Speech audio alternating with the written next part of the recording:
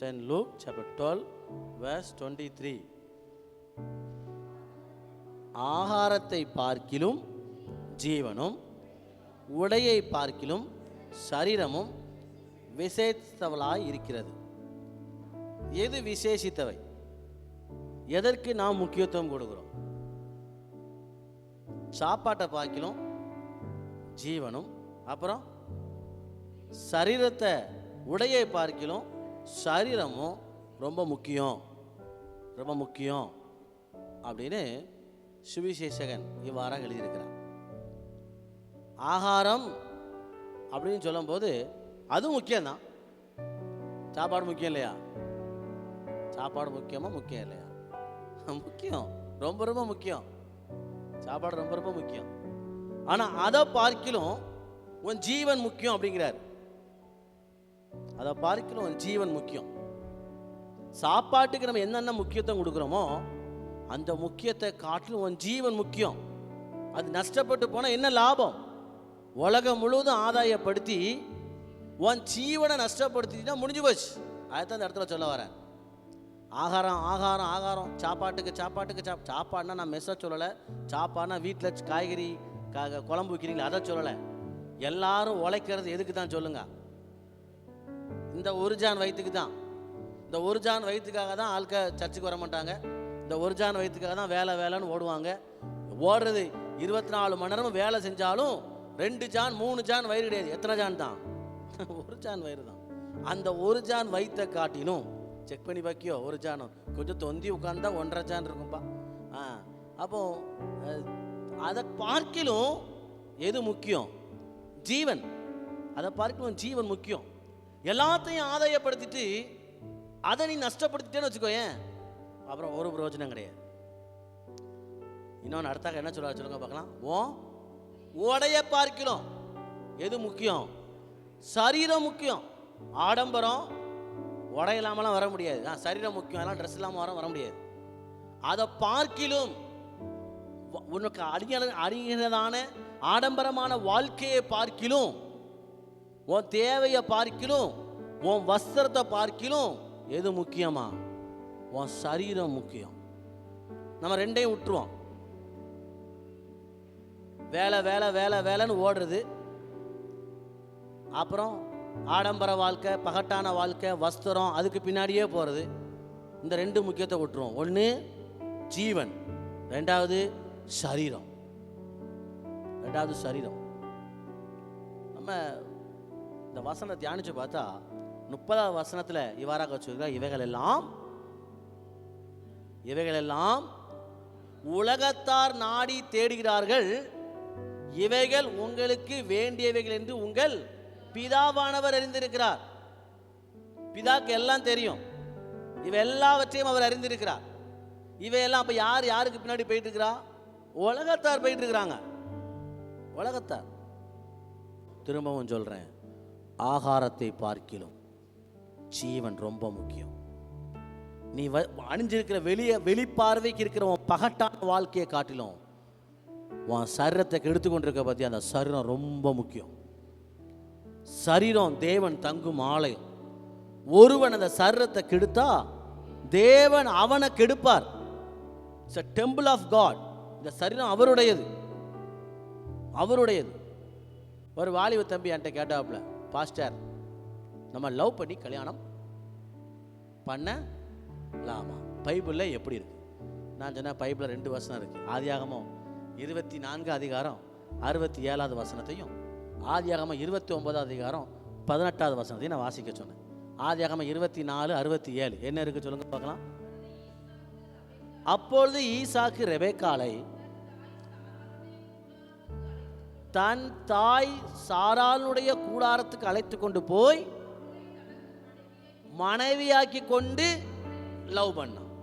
இது ஒரு கேட்டகரி. என்ன கேட்டகரி சொல்லுங்க பார்க்கலாம்.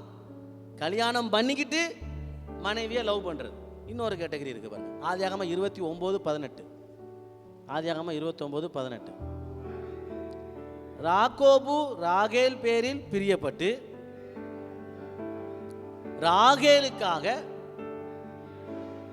இது இன்னொரு கேட்டகரி. கல்யாணமே பண்ணல, கண்ணெல்லாம் இருட்டா இருக்குது, வேலை செய்து டைம் பாஸே போக மாட்டேங்கி.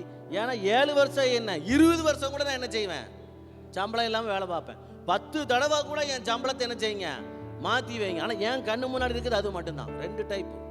என்னுடைய முக்கியத்துவத்தை நான் சொல்லுவார், ரொம்ப ரொம்ப முக்கியம். ஒன்று, மனைவியாக்கி நேசிக்கிற வாழ்க்கை. அவன் எப்படி இருந்தான், ஈசாக்கு அந்த தேசத்தில் விதைச்சான், அப்புறம் 100 மடங்கு ஆசீர்வாதத்தை பெற்றுக்கொண்டான். 100 மடங்கு ஆசீர்வாதம். அம்மா அப்பா சொல் கேட்டு அம்மா அப்பா சொல்ற பிரகாரம் நடந்தா எத்தனை வருஷம், எத்தனை 100 மடங்கு ஆசீர்வாதம்.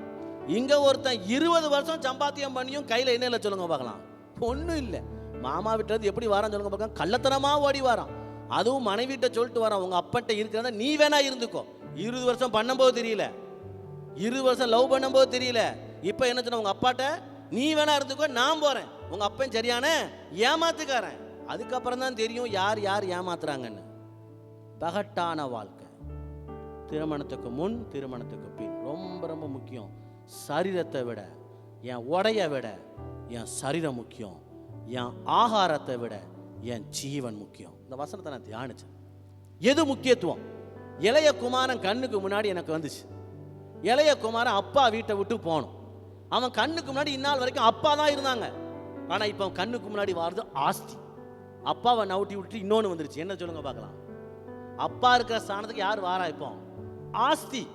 ஆஸ்தி அவன் கண்ணுக்கு முன்னாடி வந்த பிந்தி இளைய குமாரன் போய் அப்பாட்ட போய், லூக்கா 15 இருக்கு, லூக்கா சுவிசேஷம் 15 அதிகாரம் 11, 12, 13 அப்படியே 32 வசனம் வரைக்கும் நீங்கள் வாசித்து பார்த்தா மிக தெளிவாக சொல்லப்படும். அவன் வந்து அப்பாட்ட கேட்கான், அப்பா எனக்கு என்ன தந்துருங்க, என் ஆஸ்தியில் என்ன தந்துருங்க. நான் இந்நாள் வரைக்கும் என்ன படித்தேன் அப்படின்னா, அப்பா சத்தம் போட்டு அவர் பிரச்சனை பண்ணி அதுக்கப்புறம் ஆஸ்தியை கொடுத்துட்டு அவன் அப்பாட்ட வந்து எல்லாத்தையும் எடுத்துட்டு ஓடி போயிட்டான். அப்படிதான் நினைச்சிட்டு இருந்தேன். அப்படி அல்ல. அப்பாட்ட பங்கு கேட்டான். என் பங்கை சொல்லுங்க. நம்ம 3 பேரும் சேர்ந்து வயக்காட்டில் வேலை பார்க்கோம். இதுல என் பங்கு எங்க இருக்கு, என் ஷேர் எங்க இருக்கு சொல்லுங்க, என் ஷேரை சொல்லுங்க, ஷோ மீ மை ஷேர். அப்பா பிள்ளைங்களுக்கு விவரம் ஆயிட்டேன் அப்படின்னு சொல்லி, என்னப்பா இது மூத்தவனுக்குள்ள ஷேரு, இது இளையவனுக்குள்ள ஷேரு நினைச்சாரு. சொத்தை பிரித்து கொடுக்கார். இன்னைக்கு சொத்து பிரிக்கும் போதே அம்மா அப்பா ரொம்ப கவனமாக பிரிப்பாங்க. எப்படி பிரிப்பாங்க தெரியுமா? முதல்ல அவங்களுக்கு எடுத்துக்கிடுவாங்க, அதுக்கப்புறம் தான் சொத்தை பற்றி என்ன செய்வாங்க, பிள்ளைகளை பற்றியே பிரித்து கொடு. ஏன்னா எல்லாரும் சொத்தை எடுத்துட்டு எங்கே விட்டு போயிடுவாங்க சொல்லுங்க, அம்மா அப்பாவை தெருவில் விட்டு போயிடுவாங்க. நான் நல்லா சொல்லிக்கிறேன், அம்மா அப்பாவுக்கு தயவு செய்து சாகவருக்கு கொஞ்ச நாளைக்கு முன்னாடி மட்டும் என்ன செஞ்சு கொடுத்தா போதும், எழுதி கொடுத்தா போதும். உழைக்க வக்கில்ல அம்மா அப்பா சொத்து வேணுமா, நீ சம்பாதி சொத்து சம்பாதி. இவன் கேட்குறான். இப்போ 2ஆ பிரித்து கொடுத்தாச்சு. ஓகே, இப்போ நான் என்ன நினைச்சேன், இந்நாள் வரைக்கும் அவன் எல்லாத்தையும் எடுத்து போயிட்டான் அப்படின்னு. இல்லை இல்லை இல்லை இல்லை, அப்பா கிட்ட தான் இருக்கிறான். சில நாளைக்கு பின்பு, உடனே போல சொத்தெல்லாம் பிரித்து, இந்தப்பா உனக்கு வயக்காடு, அவனுக்கு அது, இவனுக்கு இது, இவனுக்கு வாழைத்தோப்பு, உனக்கு வீடு, சொத்தை பிரிச்சாச்சு. பிரிச்சுட்டு சில நாளைக்கு பின்பு இவன் எங்க போறான் சொல்லுங்க பார்க்கலாம், அப்பாவை விட்டு தூர தேசத்துக்கு போறான். அப்பா கிட்ட இருக்கிற வரைக்கும் சொத்து செலவழியலை. அப்பா கிட்ட இருக்கிற வரைக்கும் சொத்து இருந்துச்சு. அப்பா விட்டு தூரமான போது என்ன ஆச்சு சொல்லுங்க பார்க்கலாம், எல்லாவற்றையும் செலவழித்து விட்டான். கண்ணுக்கு முன்னாடி அப்பா போய் கண்ணுக்கு முன்னாடி ஆஸ்தி வந்துச்சுன்னா செலவினங்கள் தான் உண்டாம். எல்லாத்தையும் செலவழிச்சான். முக்கியத்துவம் ஆஸ்தியா அப்பாவா? முக்கியத்துவம் கிறிஸ்துவனுடைய அன்பா இல்ல உலகத்தினுடைய அன்பா? முக்கியத்துவம் ஆகாரமா இல்ல உன் ஜீவனா? முக்கியத்துவம் உன் உடையா இல்ல உன் சரீரமா? நிறைய தடவை எனக்கு ஆகாரம் தான் முக்கியம். ஆண்டவர் சொல்றாரு, இல்லப்பா உன் ஆகாரத்தை விட உன் ஜீவன் முக்கியம். நிறைய தடவை பகட்டான சரீரத்தை மூடக்கூடிய வஸ்திரம், பகட்டான வாழ்க்கை எனக்கு முக்கியம். ஆண்டவர் சொல்றாரு, இல்லப்பா உன் சரீரம் அது என் ஆலயம், நான் தங்கும் ஆலயம், அதுதான் முக்கியம். எல்லாத்தையும் இழந்து எல்லாத்தையும் செலவழிச்சு கடந்து வாரம் எங்க இருக்கு சொல்லுங்க பார்க்கலாம். ஆண்டோடைய அன்பு. இன்னைக்கு ஆண்டோடைய அன்பு உங்க தேடி வருது. நீங்க எல்லாத்தையும் செலவழிச்சு நிக்கலாம். எல்லாத்தையும் செலவழிச்சிட்டீங்க, ஒன்றும் இல்லை உங்க கையில். நான் காசை சொல்லலை, இருக்கிற ஆவிக்குரிய நிலைமையில் இருக்கிற all the spiritual activities, spirituality, we lose everything. ஏன்னா அப்பா கிட்ட இல்லை. அப்பா கிட்ட இருக்கிற வரைக்கும் உங்க ஷேர் பத்திரமா இருந்துச்சு. அப்பா விட்டு தூரமா போக போக நம்ம ஷேர் எல்லாம் காலியாயிரும், ஒண்ணுமே தெரியாது. கடைசி செலவழிக்கிற வரைக்கும் நமக்கு கண்ணுக்கு முன்னாடி என்னதான் தெரியும் சொல்லுங்க பார்க்கலாம், ஆஸ்தி ஆஸ்தி ஆஸ்தி, இன்னும் இருக்குல்ல, இன்னும் அந்த 50,000 இருக்குல்ல, இன்னும் இன்னொரு 10,000 இருக்குல்ல, அப்படின்னு நம்ம கண்ணுக்கு முன்னாடி போயிட்டே இருக்கும். எல்லாம் செலவழிஞ்ச பின்பு தான் அப்பா ஞாபகம் வருது. செலவழிச்ச பின் தான் தெரியும், பண்ணி திங்கிற தவிடு கூட சொல்லுங்க 4 காசு இல்லைன்னா ஊர்ல எவனும் என்ன செய்ய மாட்டான் சொல்லுங்க, மதிக்க மாட்டான். 5 பைசாக்கு பிரயோஜனம் கிடையாது. ஆமா, 5 பைசாக்கு பிரயோஜனம் கிடையாது. அப்பதான் உணர்றான். அப்பா ஆஸ்தி இருக்கிற வரைக்கும், அப்பா கூட இருக்கிற வரைக்கும் அந்த உணர்வு இல்லை. அப்பா விட்டு போன பின் தான் உணர்வு வருது, எனக்கு இந்த ஊர்ல என்ன கிடையாது, மதிப்பு இல்லையே. நீங்க ஏசப்பா கிட்ட இருக்கிற வரைக்கும் தான் ஏசப்பா உங்களுக்கு வான் பண்றாரு. நீங்க ஆண்டவரோடு இருக்கிற வரைக்கும் தான் உங்களுக்கு மதிப்பு. உங்களை பார்த்து ஸ்தோத்திரம் பிரதர், ஸ்தோத்திரம் pastor, sister, praise the Lord அப்படி சொல்றாங்கன்னா காரணம் ஒண்ணு, நீங்க யார் கூட இருக்கிறீங்க, அப்பா கிட்ட இருக்கிறது வரைக்கும் தான் உங்களுக்கு மதிப்பு. என்னைக்கு அப்பா விட்டு நம்ம தூரமா போறோமோ முற்றிலும் செலவழிக்கப்பட்டு விடும், முற்றிலும் செலவழிக்கப்படும். ஆனாலும் கிறிஸ்துவனுடைய அன்பு மிகவும் நம்மளை நெருக்கி ஏறுகுது. எபேசியர் 2 அதிகாரம் 4 7 வரைக்கும் வாசித்து பார்த்தா ஆண்டவருடைய அன்பு மிக தெளிவாய் சொல்லப்பட்டிருக்கு. எபேசியர் 4 அதிகாரம் 2 அதிகாரம் 4 7 வரைக்கும் வாசித்து பாருங்க. அவர் இரக்கத்தில் ஐஸ்வர்யம் உள்ளவரும் தம்மில் அன்பு கூர்ந்த தம்முடைய மிகுந்த அன்பினால அக்கிரமங்களில் மரித்தவராய் இருந்த நம்மை கிறிஸ்துவுடனே கூட உயிர்ப்பித்தார். கிருபையினாலே ரட்சிக்கப்பட்டீர்கள், கிறிஸ்து இயேசுவுக்குள் அவர் நம்மேல் வைத்த தயவினாலே தம்முடைய கிருபையை மகா மேன்மையான ஐஸ்வர்யத்தின் வருங்காலங்களில் விளங்கச் செய்வதற்காக கிறிஸ்து இயேசுவுக்குள் நம்மை அவரோட கூட எழுப்பி உன்னதங்களில் அவரோட கூட உட்காரவும் செய்தார். இதுதான் தகப்பனுடைய அன்பு. செஞ்சாரா இந்த இளைய குமாரனுக்கு? திரும்பி வந்தான்ல, வந்தவனுக்கு செஞ்சாரா செய்யலையா? செய்தார்ல.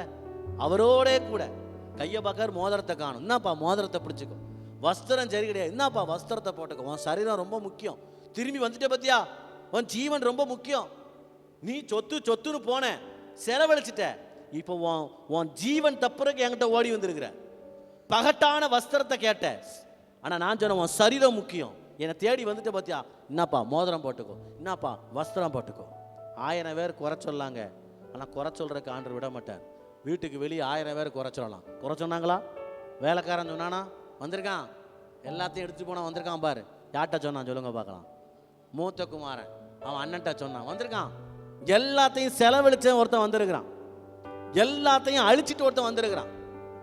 நிற்கிறான் வீட்டுக்கு வெளியே. அப்பாட்டையாவது கேட்டிருக்கலாம், எப்பா ஏன்பா இப்படி பண்ணீங்க அப்படின்னு கேட்டிருக்கலாம். ஏன்னா சொத்து இவன் சொத்து தானே, ஷேர் தான் பிரிச்சுட்டாரு. கேட்டிருக்கலாம். அப்பாட்ட கேட்கல. யார்கிட்ட கேட்குறான்? வேலைக்காரன்ட்ட கேட்குறான். வேலைக்காரன் கூட 2 என்ன செய்யறான் சொல்லுங்க பார்க்கலாம்? சேர்த்து தான் சொல்லுவான், சேர்த்து தான் சொல்லுவான். கேட்க வேண்டிய ஆள்கிட்ட கேட்காம ஊரெல்லாம் குறை கேட்டா அவங்க இன்னும் 2 எக்ஸ்ட்ரா 2 பிட்டு சேர்த்து தான் சொல்லுவாங்க. வீட்டுக்கு வெளியே, அப்பாவுடைய வீட்டுக்கு வெளியே ஃபுல்லும் குறை குறை குறை. அப்பா கிட்டையும் வந்து குறை. அப்பாவையே குறை சொல்லிட்டான். ஹலோ இருக்கிறீங்களா? அப்பாவையே குறை சொல்லிட்டான். என்ன அப்பாவையே குறை சொன்னா? எப்பா அவனுக்கு கண்ணுக்குட்டி, கொளுத்த கண்ணுக்குட்டி, எனக்கு ஒரு ஆட்டுக்குட்டி இல்லையே. பாருங்க, நான் கம்ப்ளீட்டா பாருங்க. அதுவும் யார் கூட சாப்பிட்றதுக்கு? என் ஃப்ரெண்ட்ஸ் கூட சாப்பிட்றதுக்கு. இவனுக்கு சாப்பிட கேட்கல. நானும் என் ஃப்ரெண்ட்ஸ். இன்னைக்கு நிறைய வாலிய பசங்க வாழ்க்கை ஸ்பாயில் ஆகிறதே காரணம் யார் தெரியுமா? சொல்லுங்களேன். Friends, friends. அதுதான் இங்கேயும் நடக்குது பாருங்க. அவன் ஃப்ரெண்ட்ஸ் கூட போனா துன்மார்க்கமா செலவழிச்சான். நான் என் ஃப்ரெண்ட்ஸ் கூட உட்கார்ந்து சாப்பிட்றதுக்கு எனக்கு என்ன தரலப்பா? ஆட்டுக்குட்டி தரலையே. அப்பா கிட்ட இருக்கிற வரைக்கும் உன் சொத்து அழியாது. ஏன்னா அவர் ரொம்ப கணக்கு வச்சிருப்பார். ஒரு ஆட்டு கூட ஃப்ரெண்ட்ஸ் கூட உட்காந்து ஜாலியாக சாப்பிட்றதுக்கு கொடுக்கல அப்படின்னா அப்பா எவ்வளோ ஸ்ட்ரிக்டாக இருந்திருப்பார் பாருங்க, எவ்வளோ ஸ்ட்ரிக்டாக இருந்திருப்பார். யாரெல்லாம் அப்பா அடித்து வளர்த்தாங்களோ அவங்க தான் ஃப்யூச்சரில் நல்லா இருப்பாங்க. யாரெல்லாம் அவங்க அம்மா அப்பாட்ட அடி வாங்கிறீங்களோ அவங்க வாழ்க்கை தான் நல்லா இருக்கும். யாரெல்லாம் அடி வாங்காமல் ஜாலியாக வச்சுட்டாங்களோ அவங்க வாழ்க்கை எப்படி இருக்கும் சொல்லுங்க பார்க்கலாம். ஏன்னா நம்ம வீட்டிலே இவாலுவேட் பண்ணி பாருங்கள். மூத்தவனுக்கும் இடையில உள்ளவனுக்கும் நல்லா அடி விழும். இந்த கடைசியில் உள்ளவனுக்கு இல்லைன்னா மூத்தவனுக்கு ஏதோ ஒன்று செல்லம் வரும். இந்த செல்லம் எங்கே கொண்டு போய் நிப்பாட்டுன்னா அவன் வாழ்க்கையே கொஞ்சம் சரி பண்ண முடியாத அளவுக்கு கொண்டு போய் நிப்பாட்டும்.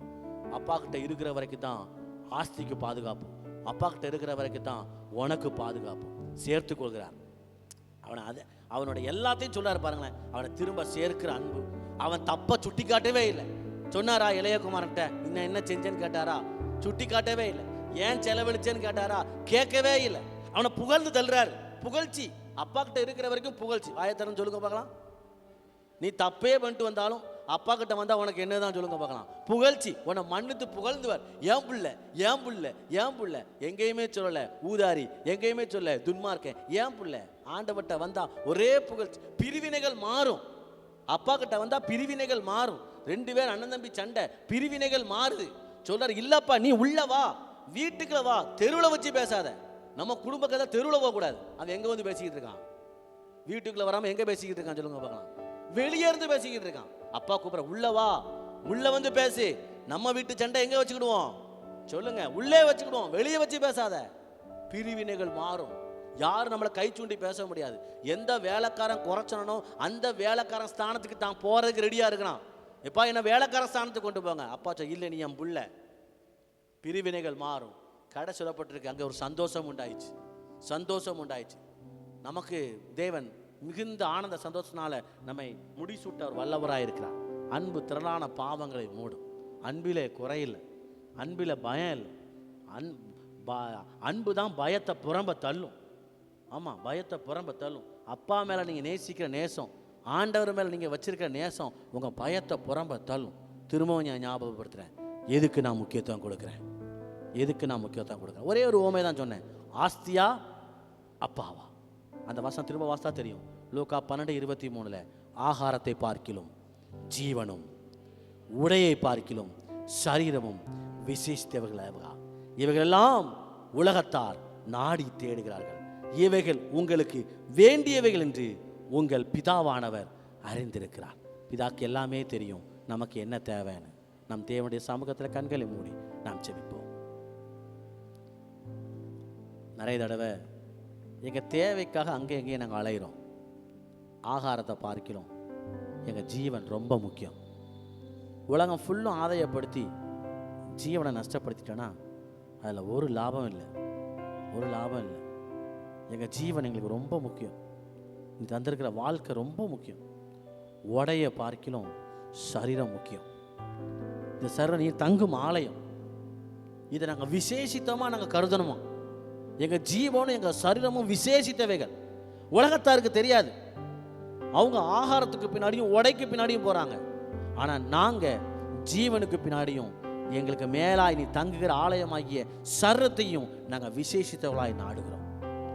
எல்லாரும் தேவ சமூகத்தில் முழங்கால் படிக்கிட்டு நம்ம ஆண்டுடைய சமூகத்தை நம்ம சொல்ல போகிறோம். எதற்கு நான் முக்கியத்துவம் கொடுத்தேன், எதற்கு நான் முக்கியத்துவம் கொடுத்தேன்?